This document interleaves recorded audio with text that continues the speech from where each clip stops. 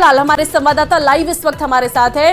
हीरालाल, सबसे पहले अपडेट आपसे लेना चाहेंगे, क्या रेस्क्यू ऑपरेशन शुरू हो गया है? अभी तक जो सुरंग बनाने का काम था, जो पाइपिंग का काम था, वेल्डिंग का काम था, वो कहां तक पहुंचा है? लगता है हीरालाल से संपर्क नहीं हो पा रहा, दोबारा उनसे जुड़ने की कोशिश करेंगे। लेकिन फिलहाल आपको बता दें कि कोटपुतली में बोरवेल में फंसी चेतना जिंदगी से जंग लड़ रही है, लेकिन उसके बावजूद भी अभी तक कोई ऐसे इंतजाम नहीं हो पाए हैं कि उन्हें बाहर निकाला जा सके। हीरालाल, अपडेट क्या है आपके पास? क्या शुरू हो गया है पाइप की वेल्डिंग का काम? क्या अपडेट है?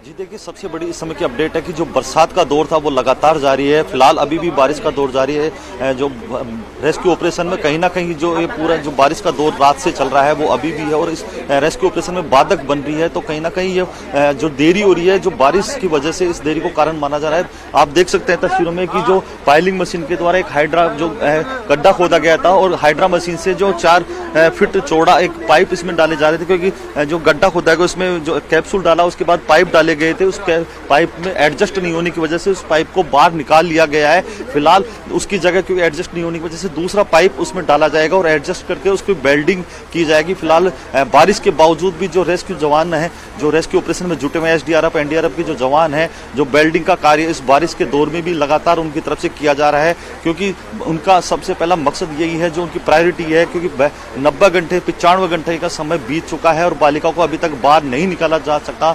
तो ये सबसे बड़ी चुनौती है, क्योंकि बारिश की वजह से कहीं ना कहीं जो देरी हो रही है, तो वो चाहते हैं कि इस कार्य को अंजाम दिया जाए। बारिश की रुकने की भी जो लोग हैं दुआ कर रहे हैं कि बारिश रुक जाए, लेकिन मौसम का येलो अलर्ट है। आज 3 दिन बारिश का जो मौसम का दौर जो चल रहा है, इसकी वजह से कहीं ना कहीं बारिश की वजह से देरी हो रही है। जी बिल्कुल हीरालाल, साफ नजर भी आ रहा है तस्वीरों में कि बारिश बहुत जोरदार हो रही है और ये अपने आप में बहुत बड़ी दिक्कत जरूर है।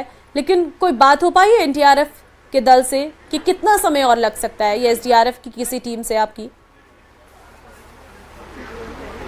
जी देखिए, हमने जिला कलेक्टर से अभी बात की थी, उनसे बाइट ली थी। उनका कहना है कि जो बारिश है कहीं ना कहीं से रेस्क्यू ऑपरेशन में बाधा जरूर बन रही है, चुनौती है, लेकिन उनकी प्रायोरिटी यही है कि रेस्क्यू ऑपरेशन को अंजाम जल्द से जल्द दिया जा सके। इसलिए उन्होंने यहाँ जो बारिश के बचाव के लिए तमाम जो इंतजाम करने थे वो किए जा रहे हैं। या लाइटिंग की व्यवस्था की जा रही है, तिरपाल उनकी तरफ से लगाएंगे, जो वाटर प्रूफ तिरपाल है उसको लगाया गया। आप देख सकते हैं तस्वीरों में कि जो ये तिरपाल लगाया गया है ये वाटर प्रूफ है और जो इक्विपमेंट बारिश से नहीं भीगे, क्योंकि सीसीटीवी जो मॉनिटर है, कैमरा है, अन्य जो इक्विपमेंट है जो बारिश से खराब होने की जो आशंका बनी है उसको ढकने के लिए, उनको बचाने के लिए यहाँ तिरपाल से ढका गया है। रेस्क्यू जो जवान है वो लगातार बारिश में छतरी लेकर जो वेल्डिंग का कार्य है उनकी तरफ से किया जा रहा है। लगातार रेस्क्यू ऑपरेशन को अंजाम जल्द से जल्द दिया जाएगा, तमाम कोशिश उनकी तरफ से की, लेकिन बारिश सबसे बड़ी चुनौती है। तो जिला कलेक्टर का कहना है कि समय अभी हम बता नहीं सकते, क्योंकि अभी इस गड्ढे में जो पाइप डालने का जो कार्य किया जा रहा है वो वेल्डिंग की जा रही है। इन पाइपों को डालने के बाद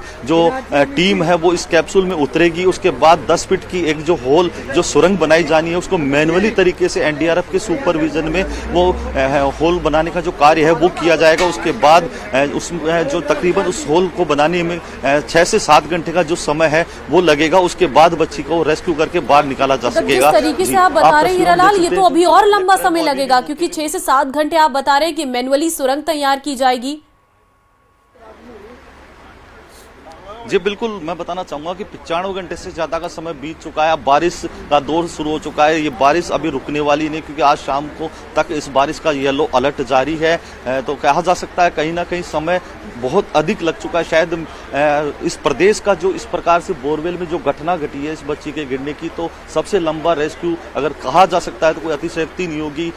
तो लगातार जो जिला कलेक्टर हैं, एडिशनल एसपी हैं, तमाम प्रशासनिक अधिकारी हैं, यहाँ बैठे हैं, पल पल की अपडेट उस बच्ची के स्वास्थ्य को लेकर वो चर्चा कर रहे हैं, क्योंकि मेडिकल टीम है, बच्ची को बचाना उनकी सबसे बड़ी प्राथमिकता है, क्योंकि 95 घंटे का समय बहुत अधिक समय होता है, बहुत लंबा समय होता है। दौसा की जो घटना थी उससे भी इन जो सबक लेना चाहिए था वो कहीं ना कहीं बड़ी चुनौती का जो कारण बन सकता है। लेकिन प्रशासनिक अधिकारियों की प्रायोरिटी यही है कि बच्ची को जल्द से जल्द बाहर निकाल, क्योंकि परिजनों की भी चिंता बढ़ती जा रही है। वो है जो दुआओं का दौर है वो लगातार जारी है। ग्रामीण भी यही चाहते हैं कि जो रेस्क्यू ऑपरेशन है वो लगातार जल्द से जल्द पूरा हो। बिल्कुल, चाहता हर को यही है कि बच्ची बाहर निकल आए और ये सिचुएशन से हम डील कर सके और जल्दी से जल्दी रेस्क्यू ऑपरेशन समाप्त हो सके। लेकिन घूम फिर के बात वहीं पर आ जाती है हीरालाल कि आखिर ये जो हादसे बढ़ रहे हैं, क्या इससे कोई सबक लिया भी जा रहा है? अभी कुछ ही दिन पहले दौसा की बात थी, अब कोटपुतली की बात हो गई है। न जाने ऐसे कितने बच्चे हैं जो इन बोरवेल में गिरकर जिनकी जान चली गई है। जी देखिए, इन घटनाओं को लेकर जो सबक लेने की बात है वो कहीं नजर नहीं आती, क्योंकि दौसा में जो घटना हुई उसके बाद जो प्रशासनिक अधिकारी हैं वो हरकत में आए, जो सूबे की सरकार है वो भी हरकत में आई, कई प्रकार के आदेश जारी किए जाते ताकि इस घटनाओं की पुनरावृत्ति नहीं हो। जिम्मेदारियां तय की जाती है, अधिकारी जो मीटिंग करते हैं, पटवारी हो चाहे भले सुपरवाइजर हो, ग्राम सेवक हो, उनको सर्वे करके रिपोर्ट प्रस्तुत करने की बात की जाती है, कानून बनाए जाते हैं।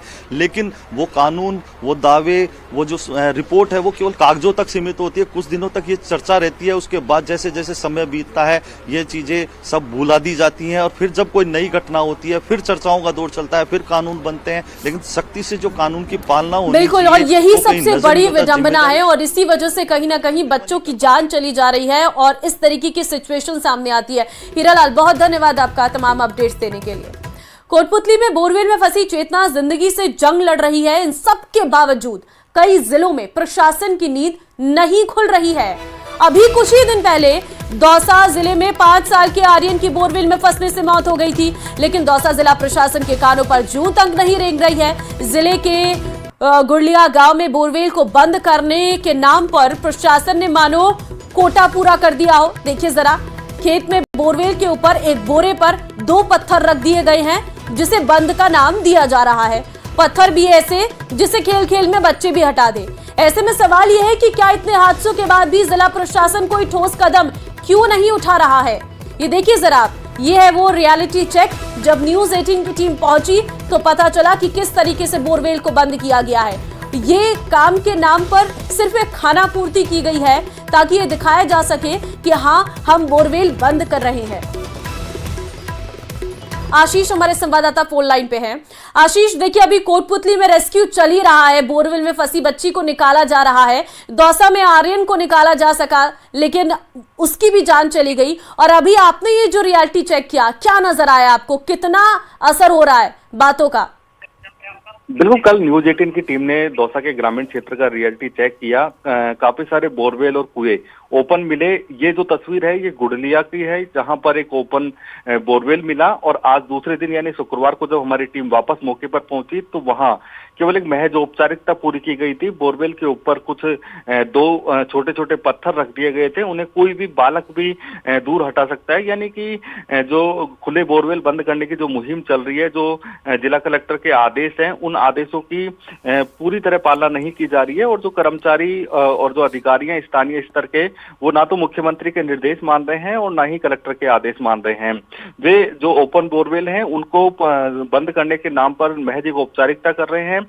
वैसे दौसा में 11 दिसंबर को आर्यन को निकाला गया था, उसी के बाद से अभियान चल रहा है। उसके बावजूद भी आज इतने दिन बीत जाने के बावजूद भी काफी संख्या में बोरवेल जो कि खेतों में ओपन पड़े हैं। जब न्यूज 18 की टीम ने गुरुवार को इन ओपन बोरवेल को दिखाया तो वहां के स्थानीय कर्मचारी नींद से जागे, लेकिन उन्होंने महज एक औपचारिकता पूरी की और एक छोटे छोटे पत्थर उन पर रखकर वहां से वापस आ गए। ऐसे में जो ये तस्वीर है ये निश्चित रूप से दर्शाती है कि जो अधिकारी और कर्मचारी हैं वो अकर्मण्य हो गए हैं और वो ना तो मुख्यमंत्री के निर्देश मान रहे हैं और ना ही कलेक्टर के आदेश मान रहे हैं। आशीष, ऐसे कितने और बोरवेल आपको नजर आए थे जब आपने रियलिटी चेक किया?